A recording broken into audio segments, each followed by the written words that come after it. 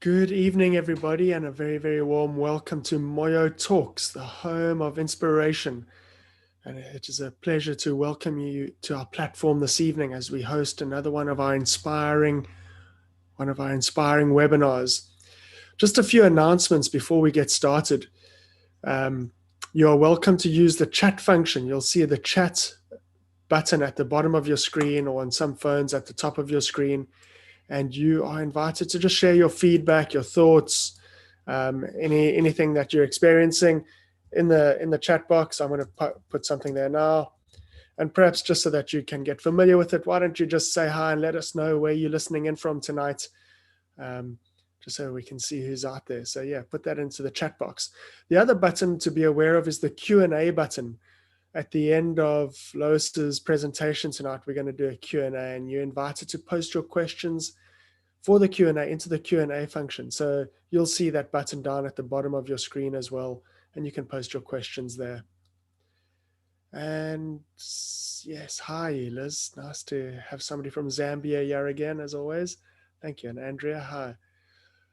So if you guys are not aware of it, today is the International Day of Non-Violence Against Women and the start of 16 days of activism against gender-based violence. And that is a theme that will carry through into our presentation this evening. Shedding light into the darkness. Our speaker tonight will lead you out of the darkness as she moves you from victim through survivor to thriver and beyond, after facing a life or business challenge or adversity. Based in Johannesburg, South Africa, she will be sharing events and lessons from her own story, moving her through fear into forgiveness to freedom and into the light. Lois Wagner is an accomplished speaker, storyteller, mentor, inspirer, learning facilitator, and empowering coach through her program using the acronym SMILE. Lower your guard and open your heart to find the light, as we welcome Lois to share her smile with us as she takes you on a journey of healing. Lois, thank you very much for being here this evening. I'm really looking forward to hearing this. Having read some of your story, I know it's going to be a transformative evening for many people, but over to you. Thank you very much, Mark. My first awareness of him is when he has one arm around my throat and the other holding a screwdriver to my neck. He is small and slight and dark. He has on a blue cloth cap and a blue t-shirt. He has a moustache. I scream and scream. He stabs me in the cheek. I scream and scream. He stabs me in the neck. He stabs me in the neck. He stabs me in the neck. He is small. I can overpower him. I grab the screwdriver and thrust it into his side. He tightens the grip around my throat. I feel myself blacking out. I fight back. I lunge, I plunge, I kick, I hit. He stabs, I scream. I lunge, I plunge, I hit, I kick. He stabs, I scream. He stabs me in the throat. He stabs me in the mouth. I see a tooth flying through the air. It must be mine. I don't feel it. I lunge, I plunge, I hit, I kick, he stabs, I scream. Blood gushes down my face and neck, a lot of it. He stabs me again. I hit him in the face with my fist. He pushes me down, head down, shouting, "See what you made me do." He strangles me. My contact lens pop out. I can't see. We fall to the ground. He hits my head against the wall. I fight. He grabs a screwdriver. He stabs me in the ear. Blood gushes out. I scream. I can't hear the scream. How do we find our voice after a dark event? How do we find our power that is taken from us? Hi, I am Lois, your friend for forgiveness, and this is my story. So, how do we get our power back? How do we survive not only such a violent, terrible experience such as that one, but any kind of adversity or challenge? It could be an accident. It could be you lost your job. It could be any kind of adversity, something that went wrong. And we all go through incredible journeys to overcome that challenge or that adversity. And I have created a model which I would like to share with you to explain how we actually can go through this process. So, what happens? We go through life normally. In my case, I was working in the courtyard of my little print shop, and we go through life basically functioning normally. Everything's fine. We've got a good job. Life is good. The family life is good. And then something happens that disrupts us, something horrible, something that's not of our choosing, something that is done to us, and we get disrupted. And what happens? We become victims. We become victims of that situation. So if you look at the grief cycle, a lot of those emotions come into victimhood. Denial, this didn't happen to me. Blame, you blame other people. You hate yourself, you hate other people, you feel shame, you feel doubt, you might be angry or fearful. Whatever it is, there are so many emotions that you go through. And so often people say to you, oh, get over it, it's done, it's happened.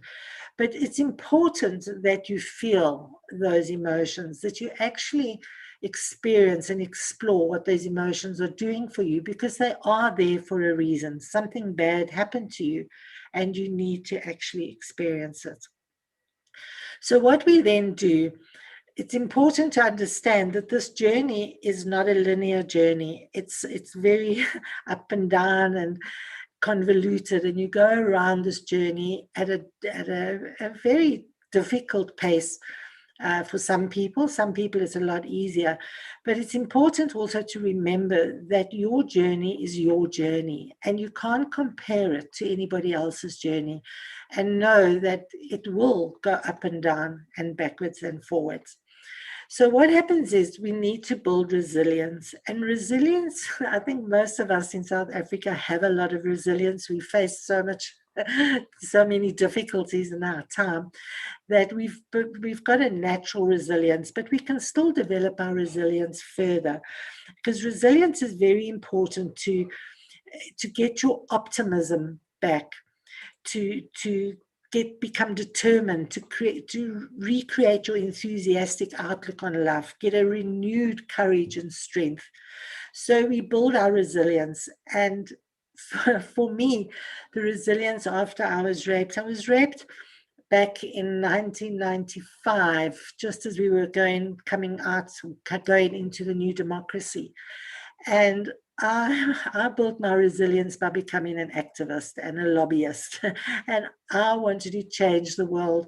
And so I worked very hard with the police and the justice departments, etc., to get the new constitution changed, to change the laws.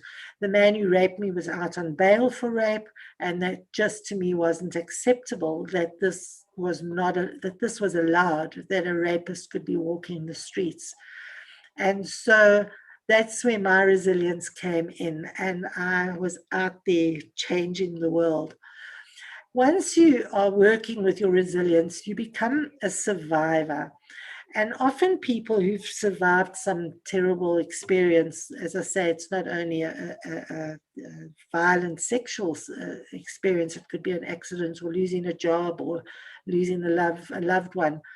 You become a survivor, and people say, yeah, I survived that. But the word survivor to me is actually means it's still quite it's a struggle. You're still having to bargain, you're having to cope, and it's not easy being a survivor. You're struggling to survive, but you become a survivor, and it's a lot better than being a victim.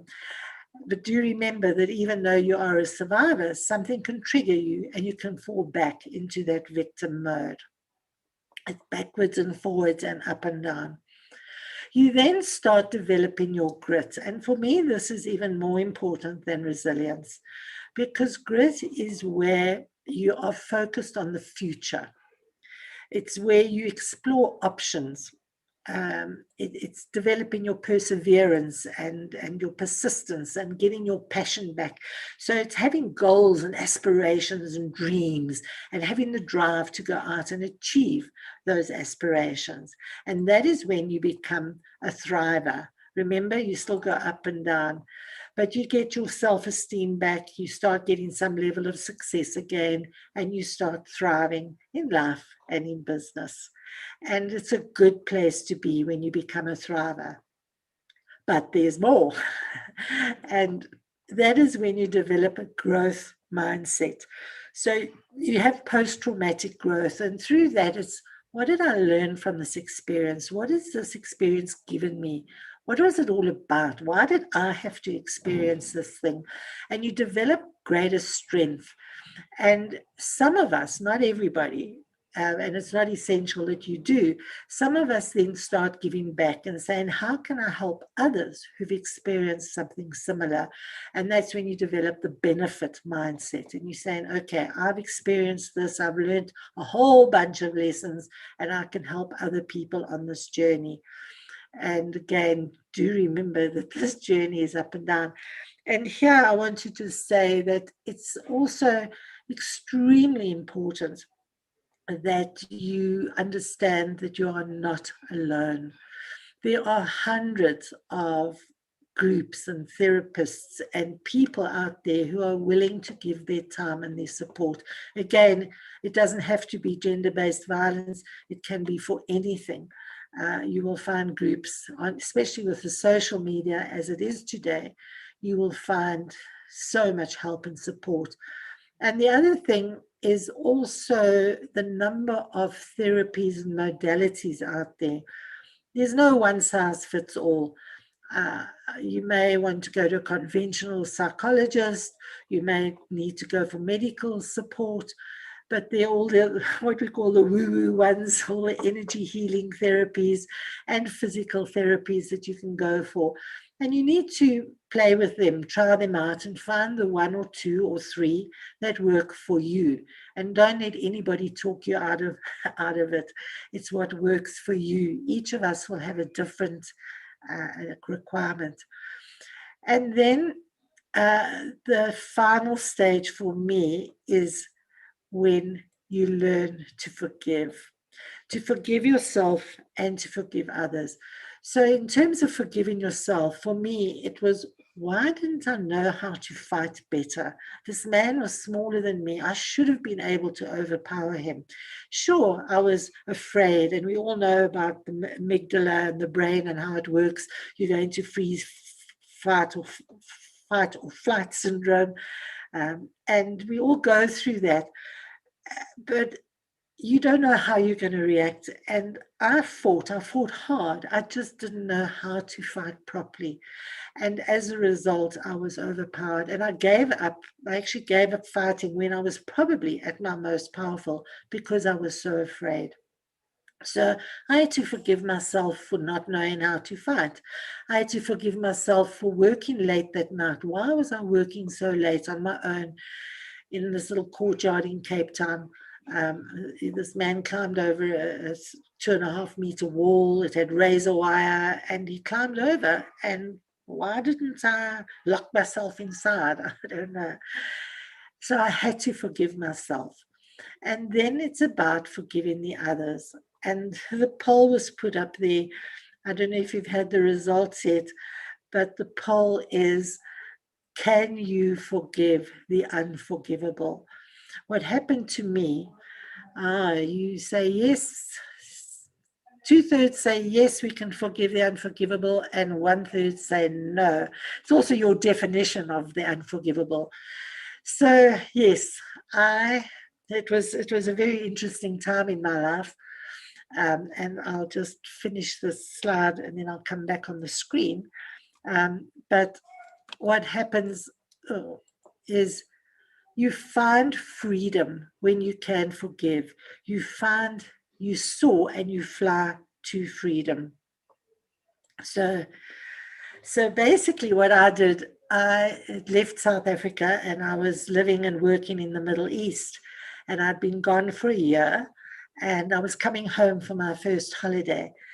And what made me, the rapist had been given a 25-year sentence and he was already in prison for 14 years when I was coming back for my first holiday. And I decided to contact the authorities. I don't know why, because in all those years, I'd never made any attempt to contact anybody about it.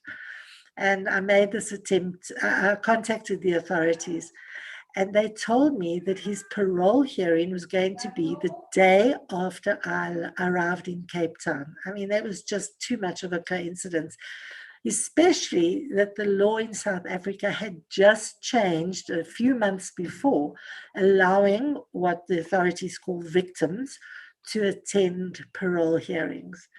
So I decided to attend, and I was, in fact, the first South African to actually attend a parole hearing. And it was out in Caledon, the Helderstrom prison out in Caledon. It was a beautiful spring day. I drove out to Caledon in this gorgeous weather. The spring flowers were out. And I went into this very gruesome prison. And I looked at the rapist. I looked him in the eyes and I forgave him. And the most incredible part of that whole journey was when they said to me, they would tell me in 7 days if he got parole or not. I don't know what made me say that. It just came. I just said, I don't want to know. I don't need to know. And I did not walk out of that prison. I literally flew out of that prison completely free.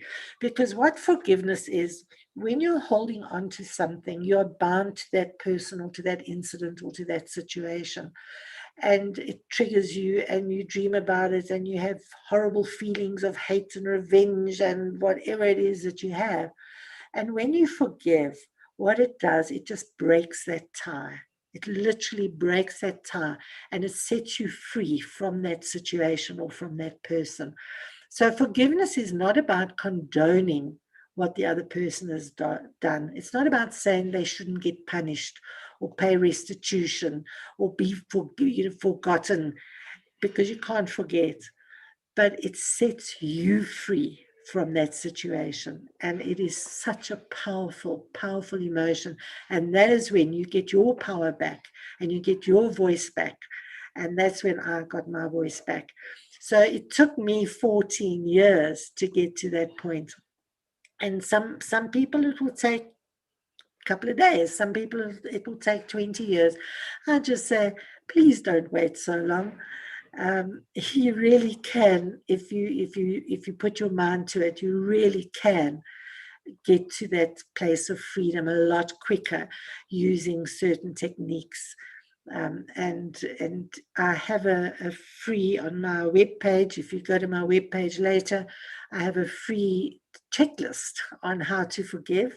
It's basic, so but it does help. I did a workshop with a gentleman the other day, and he managed to forgive after years by just going through my checklist without even getting my support. So it's a very, very powerful, very freeing exercise. So if anybody's got any questions now before I go on to the second part, I don't know if there have been any questions. There's one question, Lois, coming from Leon. He asks an interesting question. Don't you think the road back starts with forgiveness? No, I don't think so, Leon. And thank you for that question, because it's a very deep question, actually. I don't think so, because when you are first in that victim mode, when you are struggling and you're filled with that anger or hatred or whatever it is that you're feeling, you can't forgive, because you've got to still uh, uh, deal with those emotions. You've got to process those emotions. And while you're angry, how can you forgive? Because you're still holding on to negative feelings. So for me, it's very important that you deal with those feelings first. And it doesn't have to take long. Again, if you follow some of my guidance, you can deal with those feelings very quickly. So in dealing with the feelings, basically what you do is you take the feeling, and let's say it's anger, and you rate it on a scale of 1 to 10. How angry am I? Obviously I was a 10 after I was attacked. So you rate it. Maybe you had an accident and your car was seriously damaged, but you're okay. So maybe you rate that a 6 or a 7. So you rate your experience, and then you deal with it. You say, how does it make me feel? You got to split the incident from the emotions and from the feelings. So you say, how does it feel? How does it feel to be angry? And use your senses and say, what does it look like? What does it smell like? What does it feel like? And get to really express those emotions on that scale. And then you slowly start working down that scale until you can get to something more positive. And then we visualize an alternative emotion. So instead of anger, maybe your first response wants to be regret. You don't want to go immediately to joy. So you say, okay, I regret I made those decisions. I regret I was driving my car too fast. I regret that I worked late that night. So you bring it down to something less serious, and then you start replacing it with a more positive emotion. And that's when you can start working with forgiveness. Because when you're in a negative space, that forgiveness is not real. So I don't know if that helps with your question, Leon. So any other questions on that process or that model?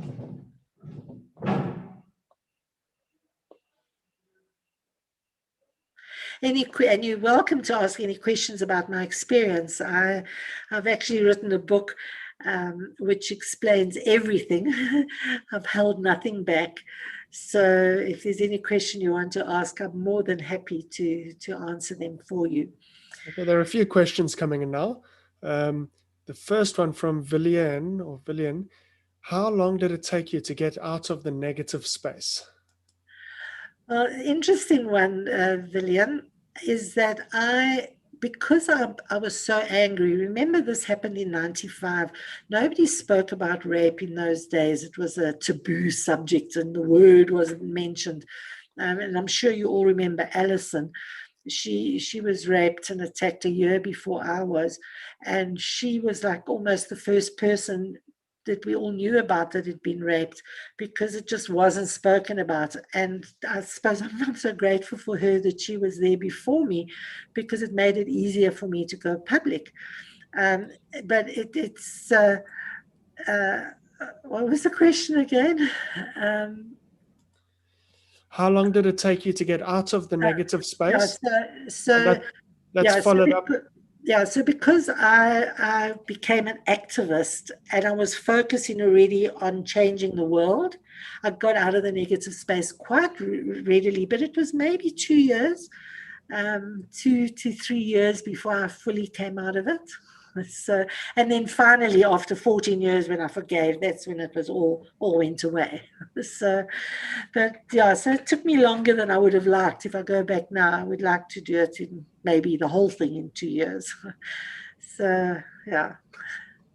Villian follows that question up with the following. And how did people respond to you being in that space? Oh, it was so interesting. It was very mixed, because a lot of people didn't want to talk about it. They didn't know how to talk about it. And that's something else I also mention in my book, is how do you talk to people who've experienced something traumatic? Uh, so some people just avoided the subject. Some people were overly kind and A lot of people asked me a lot of intimate questions, and I was very open. So the response was very, very mixed. You've got to be careful because I'm an outgoing, open person with that resilience and the grit. It was relatively easy for me to deal with the various responses, but a lot of people can't deal with it. I did attend a rape crisis meeting where I was actually at the time quite horrified by the other people's reactions because they were they didn't have my strength, and they weren't coping. They weren't coping with how their communities were dealing with them. One girl, she had been drinking, and she had voluntarily got into a car. She was drunk, and she blamed herself totally, and then her community ostracized her, and she was terribly judged. And so for her, it was a terrible journey to come out of that. Whereas with me, I had a lot more support and comfort and help. So, yeah, it's very difficult to answer that question because it is a very mixed reaction. And so I went on this fight to change the world. And obviously, the world is not going to change in a hurry. We go through life teaching girls walk with keys in your hand and take self-defense lessons and be strong and brave and don't antagonize the men around you. And when I talk about men and women, it's interchangeable. So it's all sexes because women can be as aggressive and as nasty as men. And there's also all the LBGT and all of that. So it's interchangeable, the language that I use. But I just thought we're not making any inroads. We're not making a difference in the world. We are not stopping this. If we were teaching boys and men not to rape, then we would have stopped rape. If we taught women to protect themselves, we would have stopped it. And so it's not working. And so I've decided that we have to take a different approach. And I'm going to share another screen with you just to show you this approach. So basically, I've got this concept which I call be brave. And my idea is that we start at schools, we start in the home, and at the same time, we start with adult men as well. And we teach them and women to be brave. And what do I mean by brave? The first thing is boundaries. We need to understand our own boundaries, what's acceptable to us, what's not acceptable to us. We need to look at the boundaries of our partners. What are their boundaries? What do they want and don't want? And the boundaries of our families and our close communities. And it's difficult. I feel sorry for so many men because they open a car door for a woman and she says, I can open my own door. And the next time he doesn't open the car door, and the woman says, why didn't you open my door? And so it gets confusing. They're not quite sure. So it comes to communication. When we know what our boundaries are, we need to communicate. We need to let people know what those boundaries are.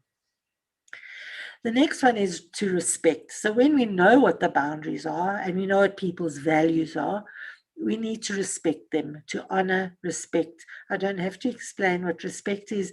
It's just saying if that's what somebody wants, that's their belief, and it's not ours to judge or to criticize. We can discuss, but it's not for us to disrespect it. And then the big one is agreement. And agreement is not a no. Agreement is you ask and you get an enthusiastic yes. So if you understand the boundaries, you ask, are you going to cross those boundaries? Is the person happy to cross them? It can be difficult. You're in a passionate embrace with a person you love, and you don't want to break that mood by saying, is it okay that we carry on? So agreement can be very difficult. So it's all about emotional intelligence and being able to read body language, to able to see when somebody is resisting, to feel the body language, to just really understand what is no. And it doesn't have to be the word no. It could just be a grimace or a frown or pulling back or a tightening of a grip. So we need to learn those subtle gestures or get that enthusiastic, yes, I'm happy with what we are doing. And then we go on to values and vulnerability. So values, we've got our sort of indoctrinated values that we learn growing up from our religious institutes, from our schools, from our families, our basic values, the obvious ones, thou shalt not kill. Uh, but then we've got our own values as well, our own belief systems. And often we do not even know what those are. So we need to go through a process of understanding what it is that is important to you in your life and in your situation. So go through those values, understand them, and then share those values vulnerably with your partner and your community. So ask, share, get them to identify and understand their own values, because sometimes they don't even know what those values are. So again, it goes back to communication and to be vulnerable, to be able to share those things openly and honestly. And then we come to the final one, which is E, and that is equality. And that's obvious, treat everybody equally as they want to be treated. And empathy, it's about really understanding how the person is feeling. You know, we get so conflicted, especially in a relationship. We feel we love the person, but we don't want to go further with the physical relationship. And do we understand what that person is going through, why they are conflicted, what is stopping them from wanting to do that? And get to understand and to feel and to have empathy with that feeling. And then empowerment, it's about empowering yourself to make a difference and to empower those people around you. So with masculine toxicity, as bad as it is around the world, and we know one world leader that is really bad with it, and we've got a lot of very toxic males in this country, we need to be able to empower each other to stop things that are going wrong. If you see something that is not acceptable, you know, people send, they call it sexting, they send horrible texts.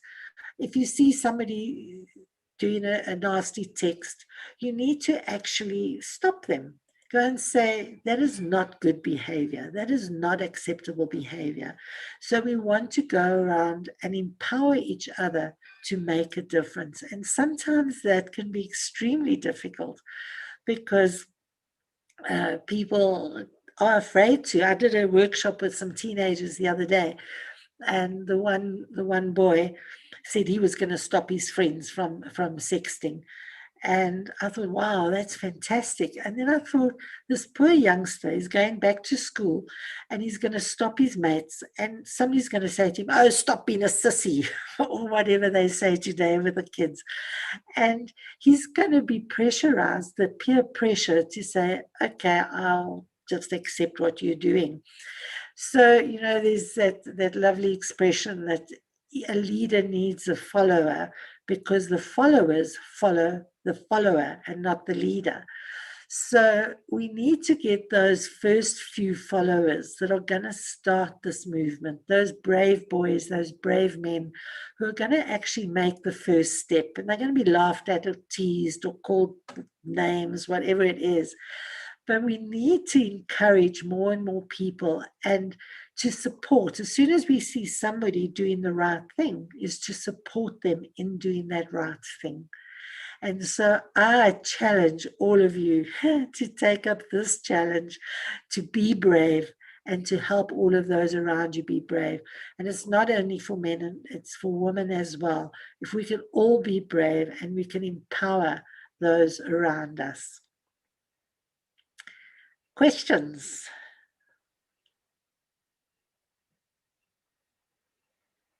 Everybody's very quiet out there.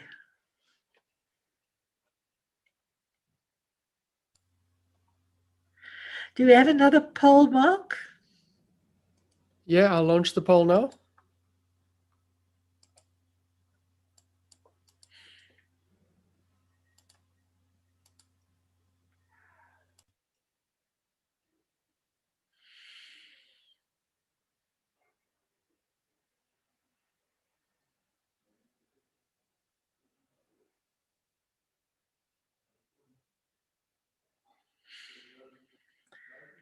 And I'm sure most of you, in this time of COVID, we've all faced a lot of challenges during COVID. So think of that. If you haven't had something as traumatic as my challenge, think of COVID and how it's impacted on your life.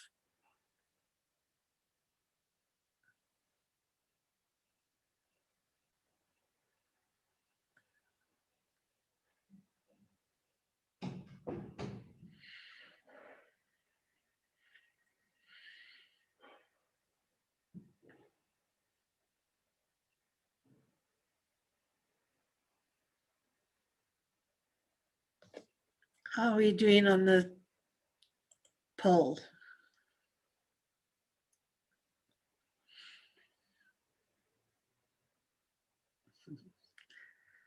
Survivor, thriver, free. Oh, I'm so happy to see that a quarter of you are free. That's fantastic. Thriving is a great place to be as well. Surviving, you can do it. You can do it. Just keep focused. Start looking for that future. Set yourself, get your big aspiration, your big dream. What is it that you ultimately want? And then start focusing on that, setting short-term goals in order to achieve those goals. That will help pull you out of survivor into the thriver mode. Okay, and we've got a question that's come in, Lois. How has your experience impacted your nervous system and regulation thereof? That is the beauty, Villian, of forgiveness, because when you forgive, you are free of all of those negative expressions and experiences. I used to be incredibly nervous if anybody came up behind me. At the moment I'm sitting, you can't see because I've got my green screen up, but I'm sitting in a large room and there's nothing behind me. I couldn't do that at first. I had to sit with my back against the wall because I was terrified of somebody coming up behind me, and I would jump and people would just go boo, and I would really, really jump. So it took me a while to overcome that, but it regulated.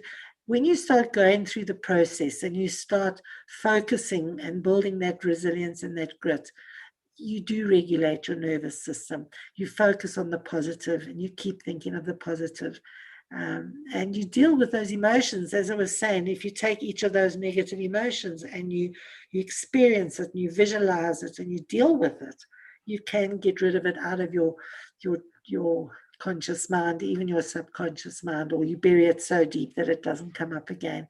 Because we get triggered. We do get triggered.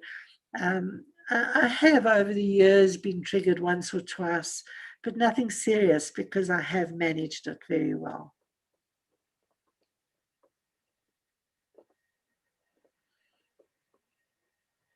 Just to also explain how forgiveness can help in a business environment. I had a business in partnership, and my business partner betrayed me, and we lost the business, and he double betrayed me because he walked away scot-free and I was left with the debt. And there was a lot of hatred there. And so much so that I always used to say if I saw him in the street and I was in my car, I would ride him over. That's how much I hated. And I forgave him about 2 years afterwards. And it's amazing. We haven't had really any contact since then. But if I see him more, it's not an issue anymore because that forgiveness set me free from that situation.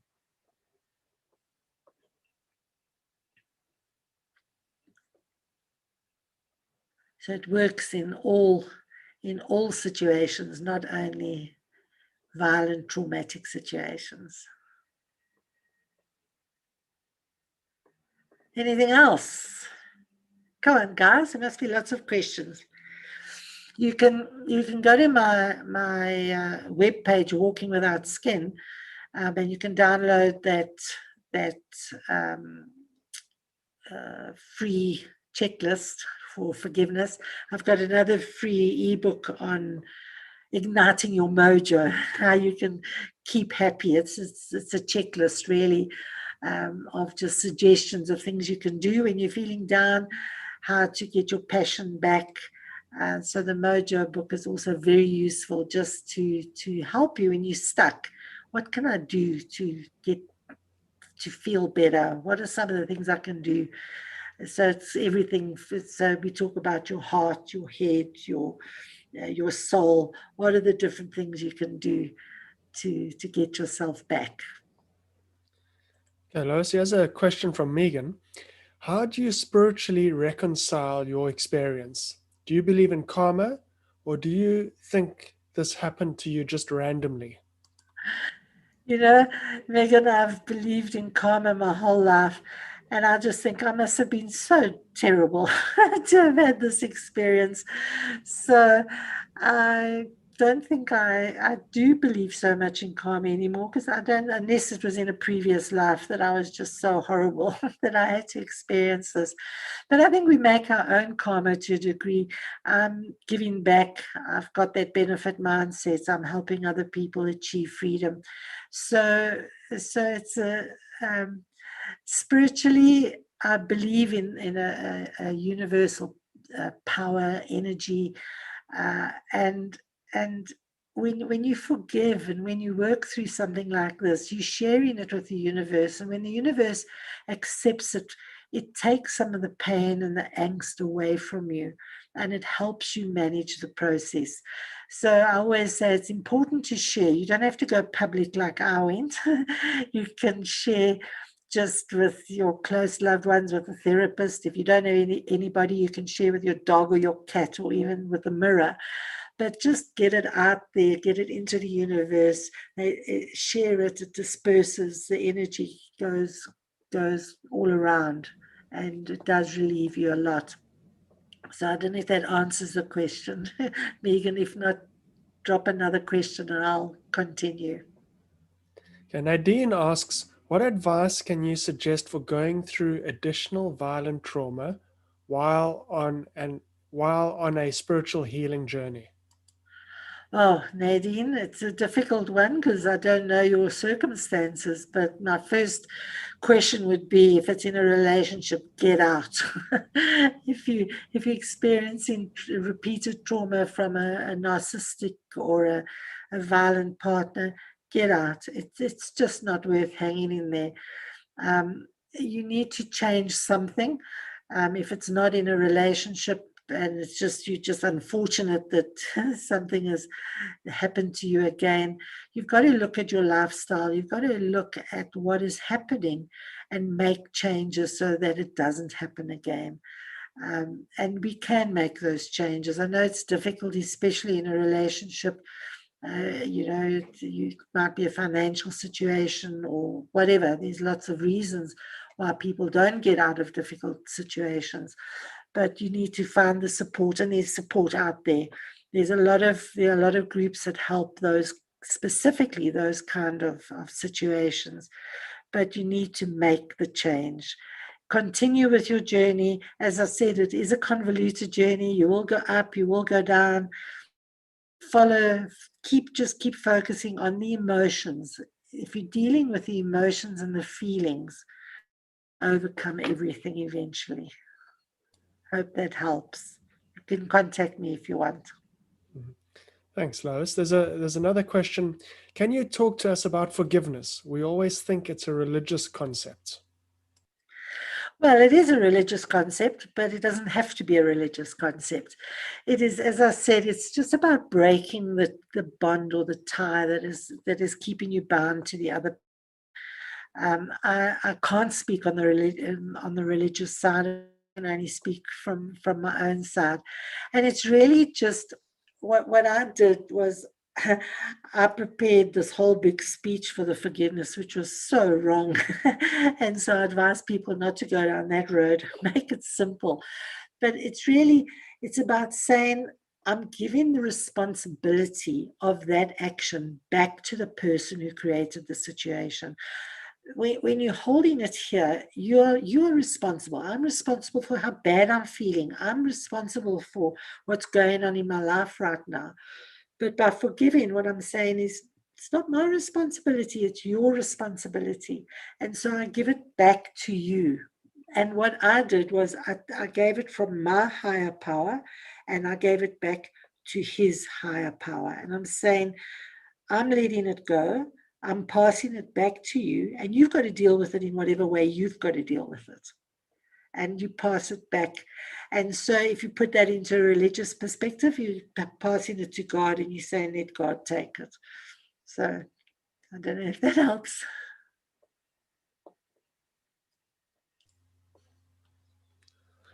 Okay, Lois, I think that seems to be the end of the questions.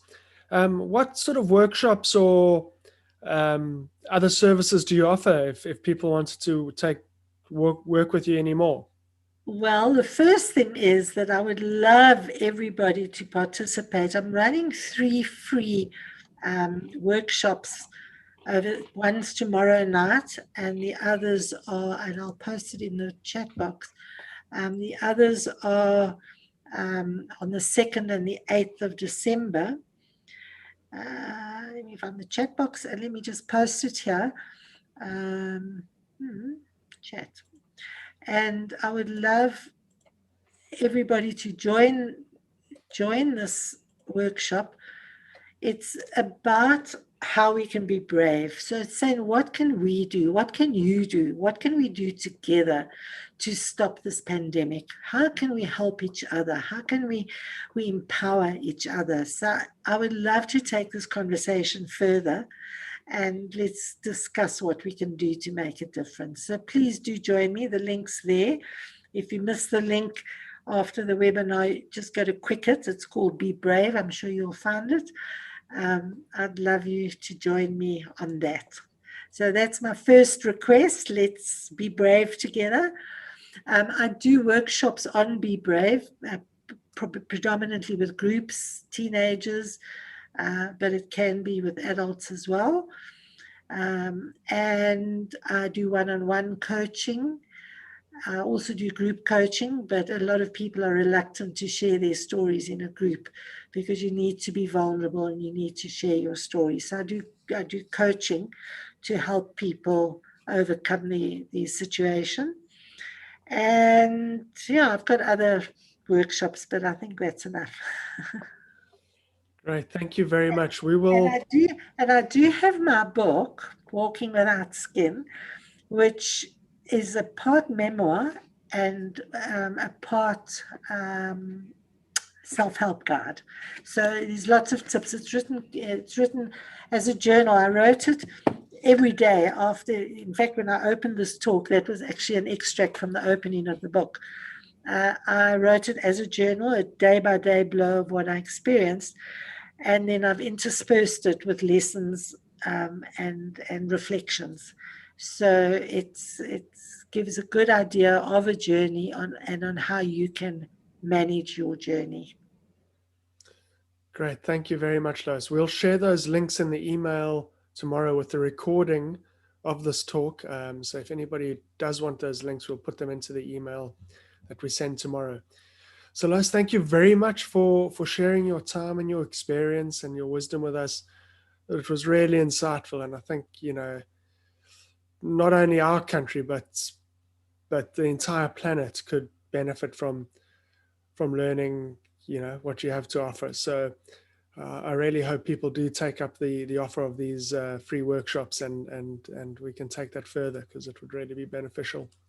So thank you very, very much. Thank you. So And for somebody says, thank you, brave lady. Thank you. Life energy.